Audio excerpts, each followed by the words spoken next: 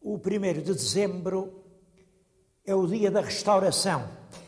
Bom, a restauração ainda não é propriamente uma história que o tempo apagou, mas já pouco falta para isso. Há muita gente, quem perguntamos a restauração, há uma ideia muito vaga, falam lá num tal Miguel de Vasconcelos, deitaram pela janela abaixo. Bom, vamos hoje ver se recordamos o que foi a restauração do 1º de dezembro de 1640. A situação é esta. Nessa data, reinava em Portugal o rei Filipe, que também reinava em Espanha e que tinha o Palácio do Governo em Espanha, não aqui. Era uma situação que já vinha de longe, tinha 60 anos, fazia 60 anos que tinha morrido o velho cardeal Dom Henrique, que tinha que se escolher quem é que devia ser rei de Portugal. A escolha tinha que se fazer entre os netos do rei Dom Manuel. Ele deixou vários netos e entenderam os doutores, os sábios, os teóricos, lá com muito direito, acharam que quem tinha mais direito era Filipe II de Espanha, porque era filho da infanta Dona Isabel, filha do rei Dom Manuel de Portugal. E assim foi, depois reinou o Filipe II, depois o Filipe III, depois o Filipe IV, sempre em Portugal, com os nomes primeiro, segundo, terceiro. O domínio filipino trouxe-nos, na sua primeira fase, um certo alívio económico.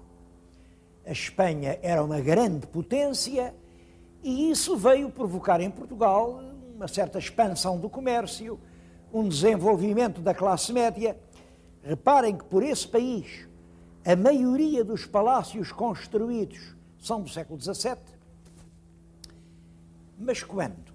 Sobretudo depois de 1600 e particularmente depois de 1630, a Espanha conheceu dificuldades e entrou em crise.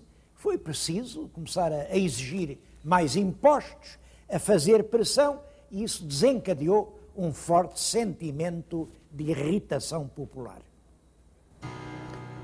Em 1537, eclodiu aqui em Évora uma violenta manifestação contra a administração filipina.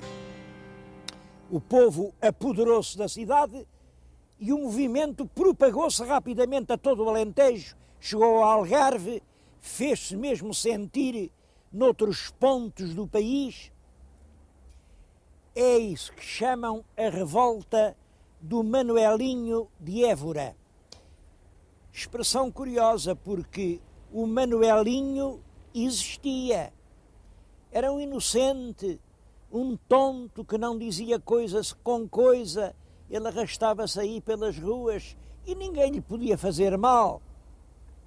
Toda a gente sabia que o Manuelinho não tinha nada a ver com a Revolução. Apesar disso, era com o nome dele, Manuelinho de Évora, que apareciam assinadas de manhã as proclamações que nas portas das igrejas davam as instruções para a revolta. Claro, por detrás do Manuelinho, alguém se ocultava. Alguém que não dava a cara. E, naturalmente, quando se vai procurar um pobre irresponsável para assumir a responsabilidade de uma coisa séria, as coisas fracassam. E foi isso o que aconteceu em Évora. Esse mesmo mal-estar sentia-se noutras regiões e provocou, por exemplo, a revolta da Catalunha. A Catalunha levantou-se em armas contra o governo de Madrid, era preciso subjugá-la e os nobres portugueses receberam ordem para marchar para a Catalunha ao serviço del Rei. Bom, aí pensaram, guerra por guerra, antes esta que sempre fica ao pé da porta. E iniciaram os manejos para uma revolta portuguesa.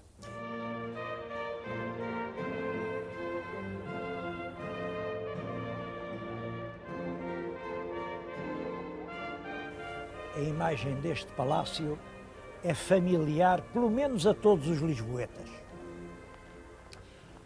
É um edifício histórico, ele foi comprado pelos portugueses do Brasil em 1940.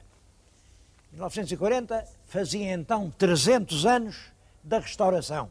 E havia uma razão para o comprar, é que realmente tinha sido aqui que se tinham reunido os conjurados da Revolução que restituiu a Portugal a independência. Bom, eles não se reuniram propriamente aqui nesta escadaria nobre, nem em nenhuma dessas salas que hoje se podem ver, mas lá numa arrecadaçãozinha muito secreta, que lá ao fundo do jardim deste palácio, que era o Palácio de Antão Vaz da Almada, um dos principais conspiradores, e juntaram-se com uma figura que é notável, João Pinto Ribeiro. João Pinto Ribeiro representava em Lisboa o Duque de Bragança. O Duque de Bragança também tinha um belo palácio em Lisboa. Ele ocupava tudo aquilo que hoje é o Largo de Camões. O terremoto destruiu completamente. Hoje, tudo o que existe desse grande palácio é um arco metido no interior de uma farmácia. Mesmo assim, é um testemunho importante.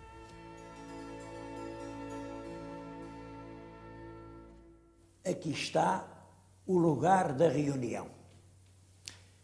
Há uma tradição, diz que foi até nesta mesma mesa, sei lá se foi, é certo que a mesa é da época, do século XVII, e foi aqui, como vêem, num espaço bem modesto. Bom, mas isto levanta um problema. Então, que conjurados eram aqueles que um assunto que lhes podia custar a cabeça vinham se reunir aqui no Rossio, aqui no centro da cidade, onde parece que qualquer pessoa podia desconfiar desta junção de fidalgos?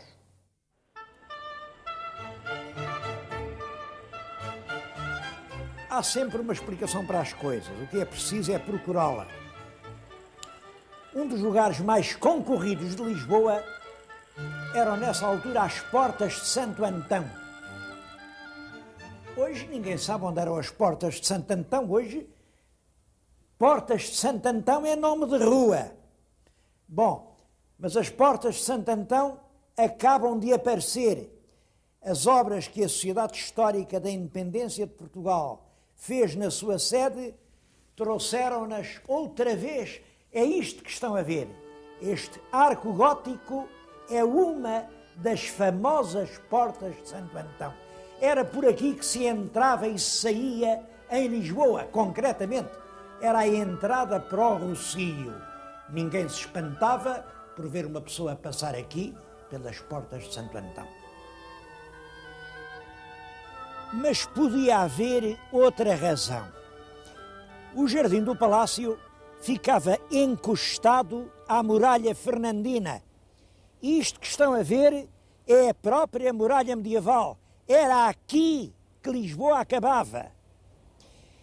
Rente à muralha vinha uma escadaria que ia diretamente até ao Colégio de Santo Antão, que era o colégio dos padres da Companhia de Jesus. Os conspiradores podiam perfeitamente entrar no colégio com um ar muito religioso, muito respeitável, de quem ia ouvir os seus conselheiros de consciência, descerem a escadinha a correr, meter-se ali, conspirar e depois voltar a sair, porque ninguém desconfiava.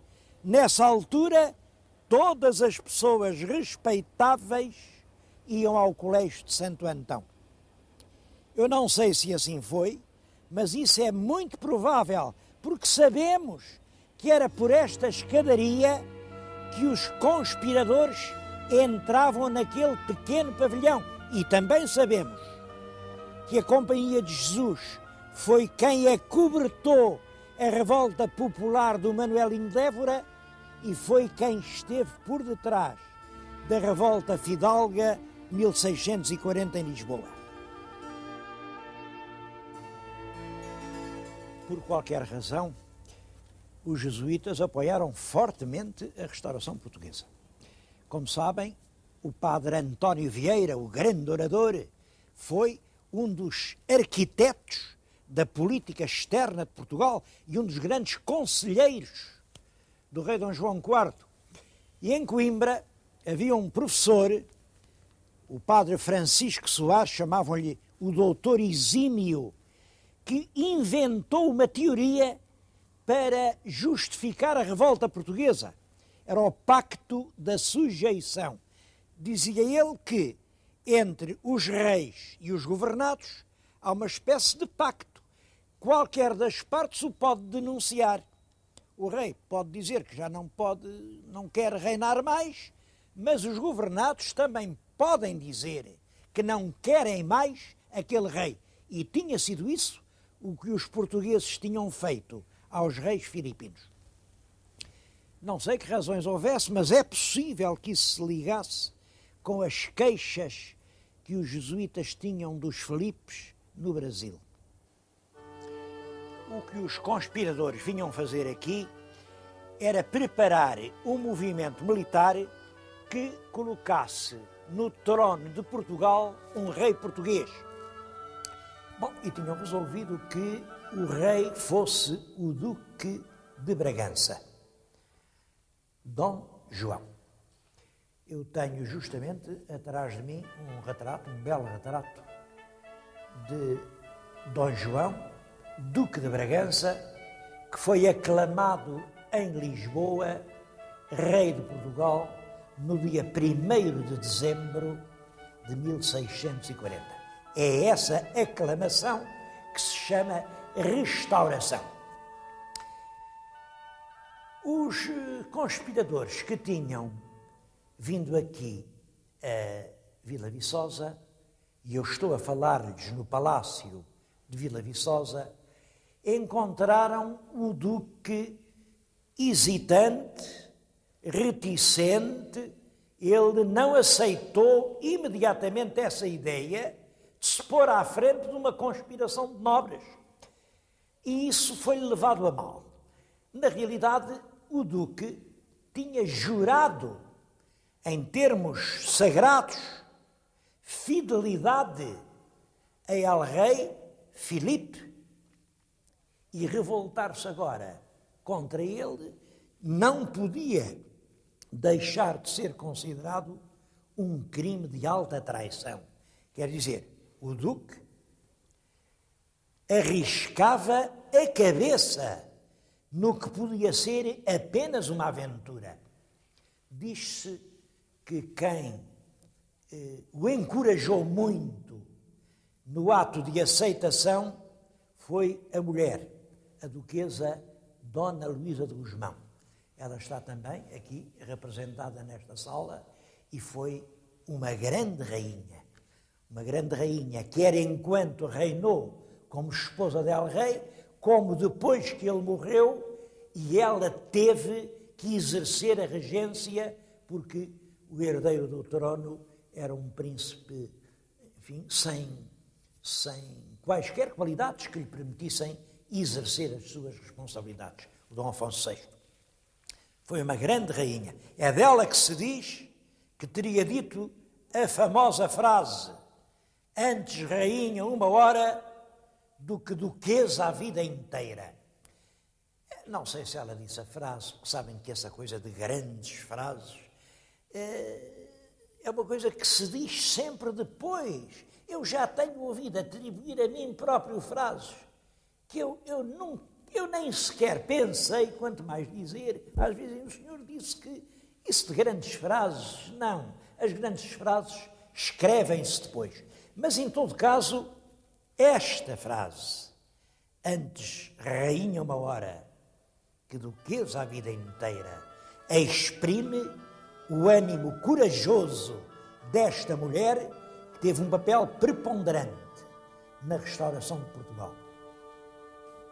Os fidalgos combinaram, só entre eles, sem passar a palavra a ninguém, 40 fidalgos, ir ao Terreiro do Paço e fazer 3 coisas. Primeiro, dominar a guarda dos tudescos. Os tudescos eram guardas alemães. Havia lá 20 ou 30 guerreiros profissionais alemães, alabardeiros, que era quem estabelecia a segurança no palácio. E o projeto aí era simples. Um fidalgo devia correr, dava um grande encontrão nas alabardas, as alabardas caíam umas por cima das outras. Os tudescos não tinham armas de fogo, portanto, um fidalgo, sob a ameaça de uma arma de fogo, não lhes permitia que pegassem nas armas. Enquanto isso se fazia, outros deviam procurar o secretário de Estado, Miguel de Vasconcelos, e matá-lo. Isto é curioso porque o Miguel de Vasconcelos ilustra muito bem a teoria do bode expiatório. O bode expiatório é um costume judaico. Os judeus, no dia da conciliação, sacrificam uma res e outra, carregam-no de todas as maldições, de todos os pecados contra Deus e depois enxotam o animal que vai morrer no deserto. Como o bode levou os pecados todos, as pessoas ficam muito limpinhas, ficam sem sombra de pecado, ficam todas pessoas como deve ser. E o bode pagou por todos. O papel de Miguel Vasconcelos foi precisamente o do bode expiatório. É dramática essa história. Devo dizer que o Miguel Vasconcelos, eu não estou a defendê-lo, porque ele era um pobre diabo. Era um burocrata que com 10 réis de poder se tinha feito soberbo e insolente e tratava assim os nobres por cima da burra. Tratava-os como se... Bem, mas isso é a história de sempre. Quereis ver o vilão, pondo-lhe a vara na mão. Quando um pobre diabo se acha ministro ou assim qualquer coisa importante, é claro que ninguém pode com ele. E isso aconteceu realmente ao Miguel Vasconcelos. Era um tipo detestado pela sua insolência em relação aos grandes. E foi por isso que ele foi condenado à morte. Ele escondeu-se, coitado, fugiu, meteu-se num armário. Esse armário também passou à história, mas deram lá com ele, deram-lhe uns tiros e atiraram-no, ainda vivo, de uma janela do terreão do Terreiro do Paço, atiraram-no cá para baixo, na esperança de que o povo, que entretanto se tinha acumulado ali, viesse a correr e fizesse o que era costume. Cada um roubava, despedaçava. Também costumavam passar um baraço à volta dos cadáveres e arrastá-lo por essas ruas de Lisboa, até que, por fim, os cães comiam os últimos despojos. Mas isso não aconteceu. O povoréu estava longe, do outro lado do Terreiro do Paço, viu atirar aquele corpo e continuou parado, medroso. Os conjurados, de cima, começaram a lançar sobre o corpo agonizante guludices, rebuçados, queijos e outras coisas de comer, depois salvas de prata, moedas, para tentar o povo. E então o povo, diz o texto, é um texto de uma pessoa que toma parte dos acontecimentos, o povo, enfrescado por aquela guludice, acorreu, subiu acima e saqueou completamente os aposentos onde vivia o odiado ministro. É claro que Miguel de Vasconcelos não era, nem de longe, o responsável pelo estado de coisas instalado em Portugal. Era um homem que fazia o que lhe mandavam, o verdadeiro governo português estava em Madrid e ele aqui era um executor de uma situação que ele não tinha criado.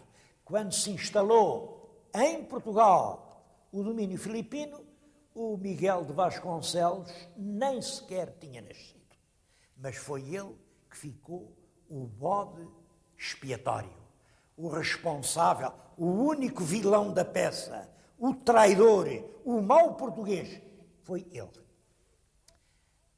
Na história há muitas situações dessas.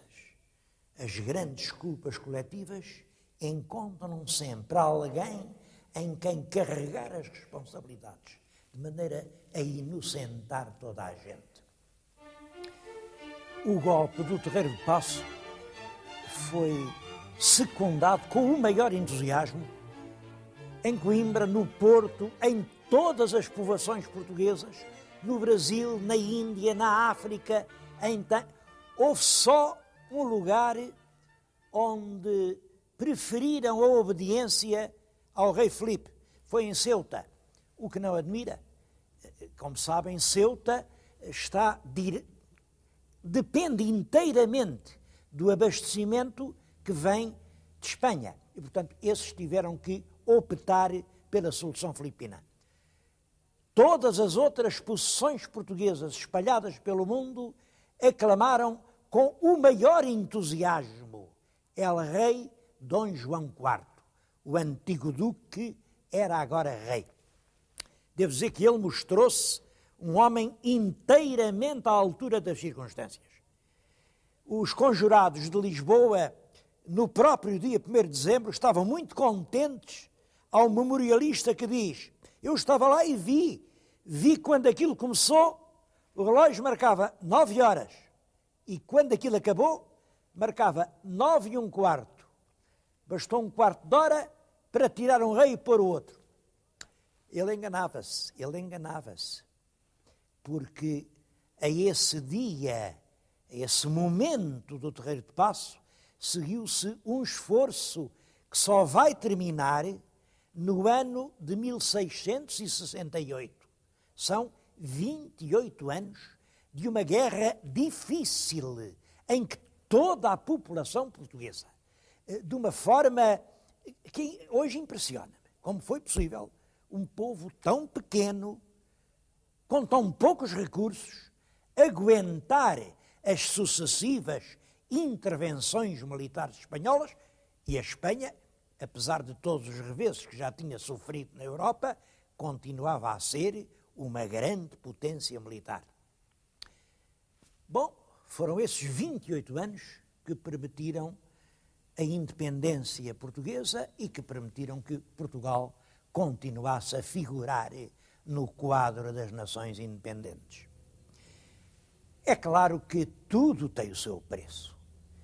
Essa guerra prolongada de 28 anos veio prejudicar gravemente o grande sentimento de solidariedade que até aí tinha havido entre portugueses e espanhóis.